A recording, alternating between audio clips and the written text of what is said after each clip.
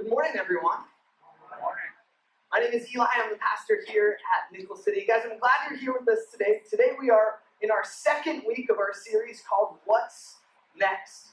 And through the series, we've been talking about taking our next step. So the cool thing is no matter where you are in life, no matter what you're going through, there's always a next step for you to take.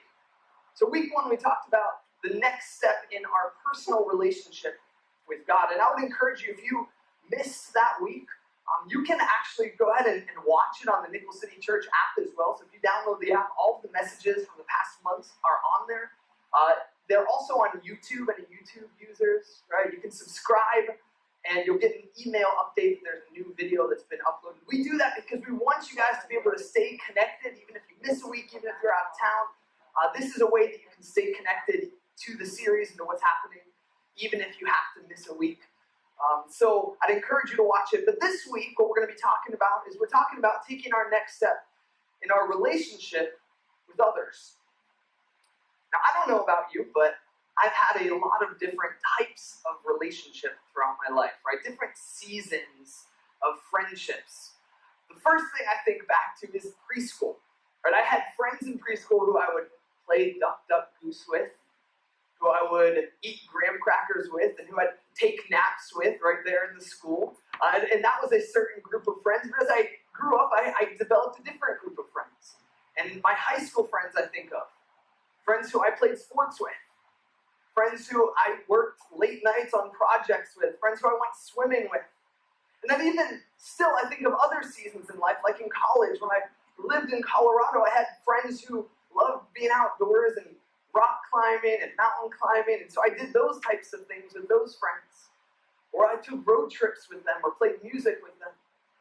And so it's all of these different seasons in life. But as friends go, friends tend to fade away as we enter into different seasons in life. I can tell you that there's not too many friends from preschool that I still stay in contact with. Or there's not that many in high school or in college even that I'm close with today. But there are, however, a few friends.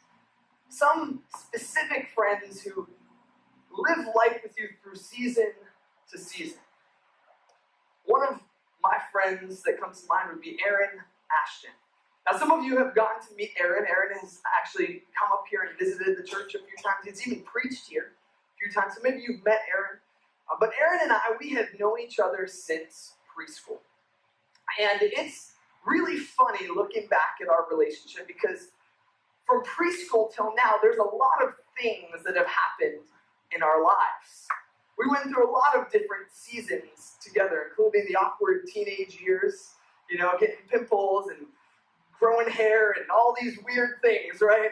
Me and Aaron had that kind of relationship. But one of the seasons that I remember that Aaron and I went through was a season where we got into these prank wars, where we just continued to prank each other one after the other. And some of the pranks that happened, I remember one day he snuck into the bathroom when I was taking a shower and he poured over the shower curtain cold water and flour. I don't know why he thought of that, but I remember just getting all clumpy and I was like, what is this? Another one that he did is he filled my shoes entirely with baby powder. Yeah, so I would empty out my shoes, but I couldn't get it all out. I was leaving white footprints everywhere that I went. And so I remember that. So one day I thought, I'm going to get Aaron back. I had a plan, and he was sleeping over my house, and I thought that I had the perfect moment to take my revenge on Aaron. So we're getting ready in the morning, and he goes to take a shower, and I thought, this is the moment. This is the moment that I can take my revenge because one, he's pretty vulnerable, right? He's not really much he can do to defend himself in the bathroom, but two, I knew that he wouldn't chase after me if I pulled this prank on him. So I got his brother Caleb involved. I said, Caleb, I need your help. And so we snuck into the bathroom and Caleb pulls back the shower curtain and I fling jalapeno peppers at Aaron while he's in the shower. Yes, right? I don't know what was going through my brain, right? I'm a teenager, And I just remember just taking a spoon and just flinging pepper after pepper, and he's trying to avoid it, he's running around, and it's hitting him all over, and he's screaming. If you've never heard Aaron scream, he screams like a girl. And I say that because he screams at such a high pitch that I couldn't think that it would be possible to come out of a man's mouth, right? But he's screaming like a girl, and I'm hitting him all over, and I empty an entire jar of jalapeno peppers on him. Well, what I didn't realize at the time is that he was taking a shower, right? A hot shower. So all of his pores were nice and open. And so every pepper that was hitting him, the juice from the peppers and the oils were going directly into his skin. And he was burning and itching. And so we talk about it.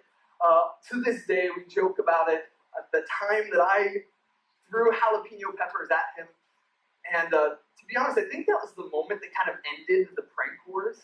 I think it was at that moment he's like, you know what, no matter what I do, like, Eli's going to get me back even worse. And so that was the moment that the prank wars kind of ended. But those kind of friends are good to have, right? Friends like Aaron. I can tell you that there's not too many people in my life who I've thrown jalapeno peppers at and still talk to this day. But Aaron is one of those friends. But I look at our relationship and I think back on our relationship, and I think about how our relationship at that time was really built all around fun. Right? Whatever we thought was funny, whatever we thought was cool, we would just go for it and just do it. It was built all on fun. But as we grew up, as we matured a little bit, as we started stepping into different seasons, our relationship began to change as well. Rather than just having fun together, we started sharing life together. You know, the Bible talks something about this.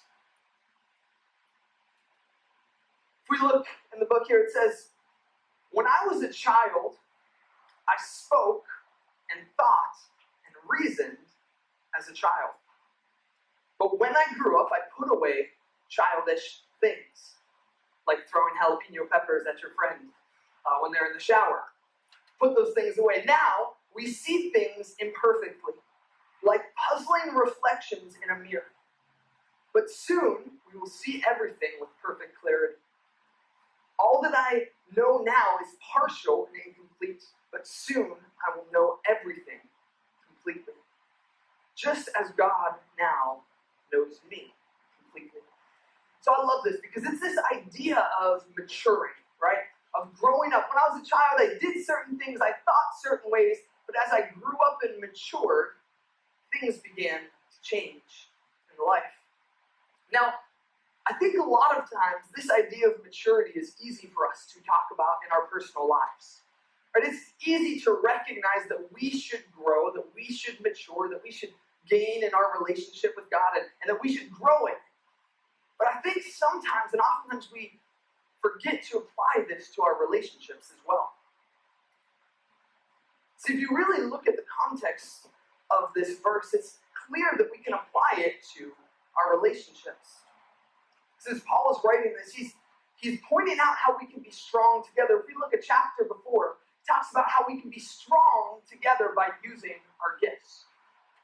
It says that we each should use our gifts to serve one another. That's actually, if you have kids who are in the Bigs class today, that's actually what they're talking about today, about using their gifts to serve others. So Paul's using this idea that we should use our gifts, that we're better together when we serve each other. And then he goes into this. He goes into this idea of saying, you know what, it's nice to have gifts, it's nice to have abilities, but if you have one thing, you should have love. Look at what he says. He says, love is patient and kind. Love is not jealous or boastful or proud or rude. It does not demand its own way. It is not irritable, and it keeps no record of being wrong. It does not rejoice about injustice, but it rejoices whenever the truth wins out. Love never gives up, never loses faith, and is always hopeful, and endures through every circumstance. It's a pretty detailed definition of what love looks like. Now, a lot of people would use this in a wedding because it's a beautiful verse, right? It talks about love, but that's actually not the context of what Paul Paul's talking about. He's not talking about our relationships with a man and a woman. He's not talking about marriage. He's talking about our relationships within the church. That this is what our relationships should look like. We should use our gifts to serve each other. And we should love and desire to have love for one another. And then he gives this entire detailed description of love. And then the next verse is when he says that you should be growing and maturing and putting away childish things. Now maybe in your life, maybe you have a friend who comes in mind. Maybe you have your area, right? You have a friend who's been in your life this whole time, and you thought of them as immediately as I was telling that story, and that's great. This sermon hopefully will help you to be intentional in growing those relationships. But maybe you're sitting here today and you're saying, well, you know, Eli, I don't really have those types of relationships. I've moved from season to season. Maybe I've just moved into town. Maybe, you know, things in life have just kind of gone a different direction. I don't have that group of friends. Well, that's okay, because what we're talking about today applies to you too, because this will help you to be intentional about how to look for friends and what to look for as you are starting to develop friendships. It comes down to this idea of growing and maturing in our relationships. But it only happens if we're intentional. If there are moments in our lives that we're intentional to take those growing steps. And so today we're going to talk about growing in our relationships and taking the next step in our relationships. And really it comes down to intentionality. If you remember last week, we talked about being intentional with our relationship with God. Because if we aren't intentional, it's not going to happen. So there's three things that we should be intentional about in our relationships with others. The first thing is this, that we should be intentional to evaluate. We should evaluate our relationships. We should evaluate if the relationships that we have in our life are good, if they're healthy, if they're pushing us towards something better. Look at what it says in the book of Proverbs. It says this, the righteous choose their friends carefully, but the way of the wicked leads them astray. They choose their friends carefully. Look further in Proverbs. It says, walk with the wise and become wise. Associate with fools and get in trouble. Then in Proverbs 22, it says, don't befriend angry people or associate with hot-tempered people, or you will learn to be like them and endanger your soul. So we look at these verses, and this is just 3 verses in the Bible, but there are a ton more. The Bible talks a lot about our relationships and about choosing our friends carefully. See, the idea is this, that our relationships should be intentional. They should have purpose and meaning. Our relationships shouldn't just exist. They should have purposeful meaning and be going a direction. So here at this point, I want to just pause for a moment. And I want to talk about 3 different types of relationships that you'll have in your life. This is part of evaluating. The first type of relationship you would have is people that you are following. People that you are following. These would be people that you look at their lives and you say, I want what they have. Right? I like where they're going, I like where they are, and one day I would like to be in the same place. Now we all are following someone. Don't kid yourself and think that you are just never following anyone. You are, maybe it's someone you look at like Elon Musk. You say, I'd love to be an inventor. I'd love to, have that kind of money and be able to do whatever I want with. Maybe it's other people in your life, maybe they're friends or family members. But the key is that we need to evaluate and be intentional about choosing the people that we're following.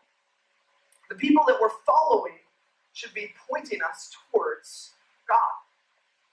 See, we can be following other people, we can be following great businessmen or great leaders, but ultimately the things that they have will fade away. All the cars, all the nice materials, those things will all go away at some point. So we should be intentional on following people who will point us towards a relationship with God. The first type of relationship is people that we're following. The second type is people that you're leading. People that you're leading. Now, just like you're following others, other people are following you. These might be your friends, your coworkers, maybe your friends from high school, maybe your family even. And it's important that we evaluate and identify the people who are following us so that we can lead them in the right way. People that we're following, it's anyone that we have influence in their lives. Anyone that we can speak into their lives and have a positive impact. Those are people who are following us. And so with the acknowledgement that people are looking at you and following where you're leading, we need to be intentional about where we're taking them. Are our lives pointing towards God? Are our lives pointing towards things that are going to matter? The way that we talk, the things that we do, are we leading people in good direction in our relationships? The third type of person, the third type of relationship that we have is people who are walking beside us. And I love this one. This one is one of my favorites. Because these are people who are at a similar place in life with you, who can encourage you when you are down, and who you can encourage when they're down. It's this balance. It's this great relationship of encouraging and pushing and walking in step with one another. The Bible talks a lot about these ones. It says that a person standing alone can be attacked and defeated, but two can stand back to back and conquer. Three are even better. For a triple braided cord is not easily broken. This idea of relationships, people that we're living life with and walking beside. The book of Proverbs, again, it says, iron sharpens iron. Just like one person sharpens another. So both people going in the same direction, encouraging one another, making each other stronger and sharper because of the relationships that they have. I'd encourage you to figure out what type of relationships that you have in your life. Chances are you'd have all three. But be intentional about evaluating and identifying these types of relationships so that you can help to take the next step in the relationships that you need to take. Because again, the idea is that your relationships should have purpose. Your relationships aren't just meant to exist. Your relationships should have meaning. So the first thing we need to do is to evaluate. Evaluate the relationships that we have. The second point is this. We need to evaluate our relationships, and then we need to look for opportunities. We need to look for opportunities to change the dynamic of our relationships that we have. Maybe in a practical sense, maybe you have a friend who you've had all your life, and your relationship is based on watching the Bills game and drinking some beers, and that's really the extent of your relationship. But I'd encourage you to look for opportunities. Look for ways to step beyond that and start leading them. Look for ways to get out of that environment and look for opportunities to invite them somewhere new. You have a responsibility to start leading the people who are following. See, your life should be pointing towards Jesus. If you are claiming to follow Jesus, if you're claiming that you're a Christian, your life should point towards Him. And you should look for opportunities to change the dynamics in your relationships. Look what the Bible says in the book of 1 Peter. It says this. It says, but in your hearts, honor Christ, the Lord, as holy, always being prepared to make a defense to anyone who asks you for a reason for the hope that is in you. Yet do it with gentleness and respect. So what this is saying now is, listen, your life should be different. Your life should be a reflection of God's goodness. And when people see that, you should use it, look for the opportunity to use it and point people to the hope that you have. Your life should look different. That's good. And when people notice it, use those opportunities. In fact, this is an important thing. Jesus Himself talks about the responsibility that we have. The book of Matthew, he says this, he says, you are the light of the world. A city set on a hill cannot be hidden. Nor do people light a lamp and put it under a basket, but on a stand, and it gives light in all of the house. In the same way, let your light shine before others, so they might see your good works and give glory to your Father who is in heaven. It's this idea that if you have a relationship with God, you should show it. It shouldn't be that your relationships over here look one way and your relationships at church look a different way. Your life needs to point people to who God is. First thing we need to do is to evaluate the relationships that we have. The second thing is to look for opportunities. And I would take this even further. I would encourage you to look for opportunities to build new relationships. Not only should you be aware and evaluating and looking for opportunities in your current relationships, but look for opportunities to build relationships. Look for people who can walk alongside of you, who you can help, and you can pull along. Look for people that you can follow, who you can say, you know what, I'm going to follow them as they follow Jesus, and I'm going to be encouraged by them. Look for people who you can lead. Look for opportunities to build new relationships. Comes down to being intentional. Be intentional to evaluate our relationships. Be intentional to look for opportunities. And the last thing that we're going to talk about today, that we need to be intentional to make the changes necessary. Make the changes necessary. Now, this is a hard one, right? This is one that sometimes is difficult to talk about. Because we say, you know what, well, it's just my friend. We've just been this way for so long, things aren't really going to change. But your relationships are meant to have purpose and meaning. That's the way God designed your relationships to function. Sometimes it requires stepping back, stepping out of relationships that aren't good for you.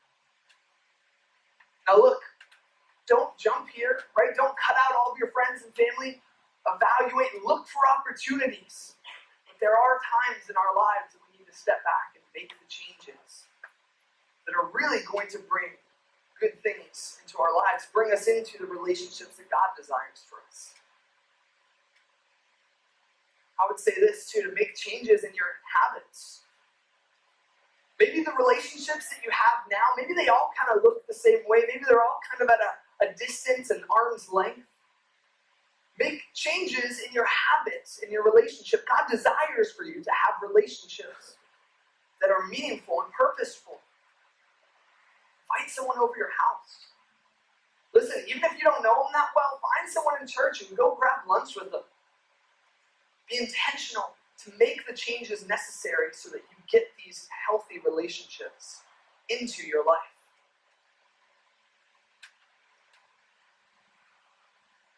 Remember, God desires that our relationships have meaning and have purpose. As we get ready to close, that brings us back to this question of what's next, right? That's the whole point of this series.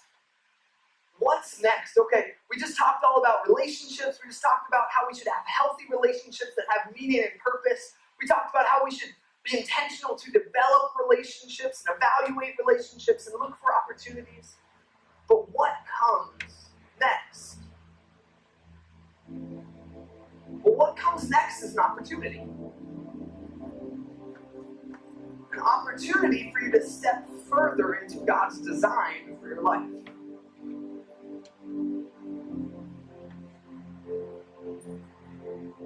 Look, it's easy to have relationships in your life that aren't healthy. It's easy to have friendships that don't really mean anything nowadays. We live in a culture where it's easy to just get by with having minimal contact. But God desires something better for your life. We're better when we're together, when we use our gifts to serve one another, when we love each other, the way that Paul describes, being patient and kind, not being proud or rude or boastful. God desires for your relationships to have meaning and purpose.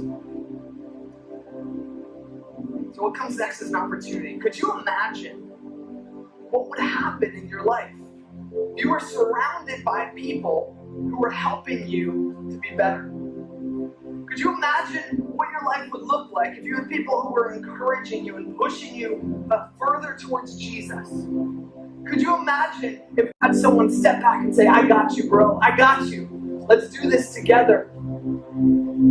Could you imagine if we were intentional about evaluating our relationships and looking at the people who are following us and saying, I want to be an example to them. I want to point them towards Jesus in every moment. Could you imagine what our lives would look like if our relationships were the way that God designed them in our lives?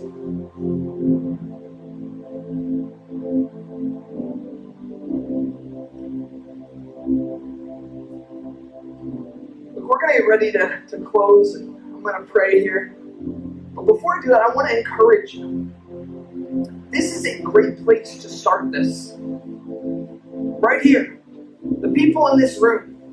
The people in this room who are saying, I'm here at church because, I don't have it all together. It's not because my life is perfect, but I'm here because I don't have it together. I'm here because, I struggle with things. I'm here because I need Jesus in my life. Find relationships here. Let this be your starting point of this. I'd encourage you.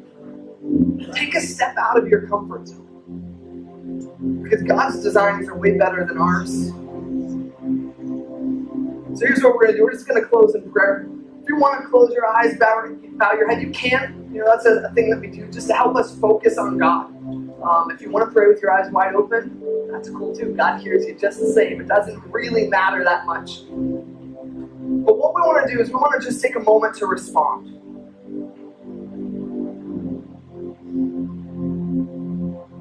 Things in our lives are better when we line them up with what God desires for us. So today, if you're sitting here and you're saying, I want to be intentional about my relationships moving forward. I want to start evaluating my relationships. I want to start looking for opportunities in the relationships I have. I want to make the changes necessary in my personal habits. If that's you, if you want to be intentional about getting your relationships in line with what God desires for you, you just kind of look up at me, just kind of point your hand. That's awesome. Look, guys, I'm with you right there. I am in the exact same place. So let's do this together, okay? If you see someone struggling, come alongside of them. If you see someone who comes in, love them. Be patient, be kind. Let's just pray together as we get ready to close. God, we're grateful, Lord, that you give us a perfectly designed plan. God, that you give us the blueprints to success. God, that you give us an understanding of your desires for us. God, and we're thankful that you've done that in our relationships. God, I pray that in our lives that you would help us to evaluate the relationships that we have, God, that we would be following the right people. God, following people and looking up to people who are pointing us towards you. God, I pray that you would help us to lead others, God, who are following us, who we have influence in their lives. God, help us to be pointing them in the right direction. God, help us to be pointing them towards things that last, things that matter.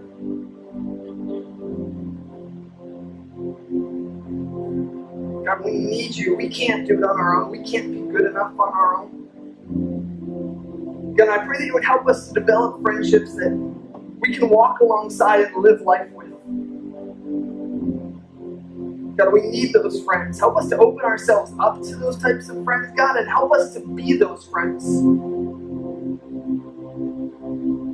God, help us to look for opportunities in our current relationships.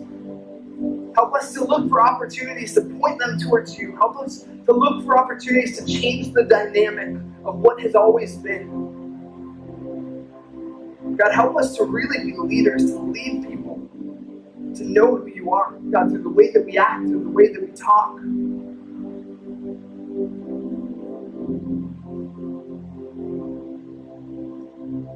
God, I pray that you would help us to make whatever changes are needed in our life. God, if it's in a specific relationship that's not healthy, God, that's not good, that's pulling us down or holding us back. God, we pray that you'd help us, give us the courage and the strength to step away from it. God, I pray that you change us. Help us to make changes in our lives to really be people who live in genuine relationships, not just relationships where everyone is a friend, God, but where we really know each other and are known by each other. God, we need you. God, we want what you desire for us in our relationships. Help us to be intentional as we go forward. God, we love you and we thank you. We praise you all in Jesus' name. We say amen. Amen. Guys, I'm so glad that you are here with us this week. I just want to encourage you. Wednesday night, we're going to be talking about this in a very personal way. We sit around round tables in the back and we just have a great discussion. It's a great chance to share and to talk about it in a personal way into our lives. So I want to invite you out Wednesday night, 6:30, right here at the church. I would love for you to be a part of the discussion. And guys, we're glad you were here. And we will go ahead and we'll see you on Wednesday.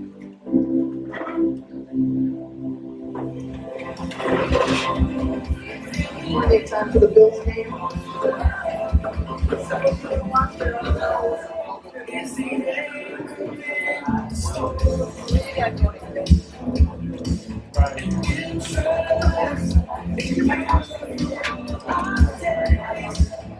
I think you can do that.